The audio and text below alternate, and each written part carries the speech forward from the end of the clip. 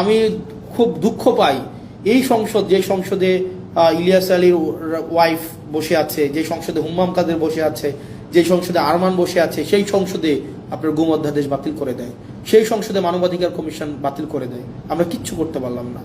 যেই সংসদে প্রত্যেকটা মানুষ সাফারার, সেই সংসদে আজকে এই সাফারারগুলাই অনেকটা অপ্রেশরের ভূমিকায় অবতীর্ণ হতে যাচ্ছে। আমি বিশ্বাস করতে চাই না এটা। তো দিন শেষে আসলে জনগণ কিছুই পায় নাই। জনগণ সবসময় টুল হিসাবে ব্যবহার করা হয়। তাদেরকে কাজে লাগাইয়া যারা ক্ষমতায় থাকে তাদের ক্ষমতাকে ইলাস্ট্রেট করতে চায়। তো প্রিয় বাংলাদেশবাসী, আমরা আমরা আমরা সরি, আমরা পারছি না। তবে এর মানে এই না যে আমরা হাল ছেড়ে দেব।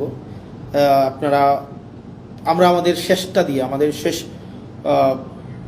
আমরা আমাদের জায়গা থেকে আমাদের চূড়ান্ত ত্যাগ যদি করতে হয়, সেই ত্যাগের বিনিময় হইল আমাদের এই স্ট্রাকচারাল রিফরমেশনগুলোতে আমরা কোনোভাবেই কম্প্রোমাইজ করব না।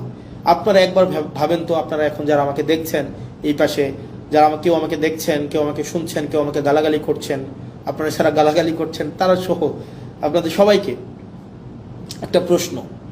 2024 সালে বা 2023 সালে রাষ্ট্র সংস্কারের এই প্রস্তাবনাগুলো যদি শেখ হাসিনা দিত, যে এই ধরনের একটা মানবাধিকার কমিশন করা হবে, এই ধরনের একটা পুলিশ সংস্কার কমিশন করা হবে, এই ধরনের একটা বিচার বিভাগ পৃথকীকরণ, সুপ্রিম কোর্টের সচিবালয় পৃথকীকরণের একটা কমিশন করা হবে, 2023 সাল বা 24 সালে দিত এই ধরনের একটা প্রস্তাব, আপনারা বলেন তো বিএনপি এটার বিরোধিতা করতো?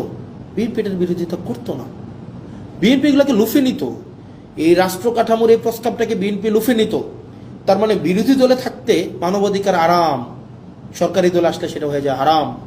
বিরোধী দলে থাকলে পুলিশের স্বাধীনতা চাওয়া আরাম, সরকারি দলে আসলে পুলিশের সুরক্ষা এবং স্বাধীনতা চাওয়া হয়ে যায় হারাম।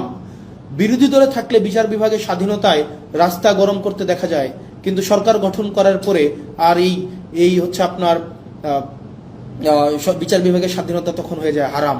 এই যে দ্বিচারিতা, চেয়ার পরিবর্তনের সাথে সাথে, ঋতু পরিবর্তনের সাথে সাথে, দিক পরিবর্তনের সাথে সাথে এই যে দ্বিচারিতা, এই দ্বিচারিতা আপনাদেরকে জনগণ বিচ্ছিন্ন অবশ্যই করবে।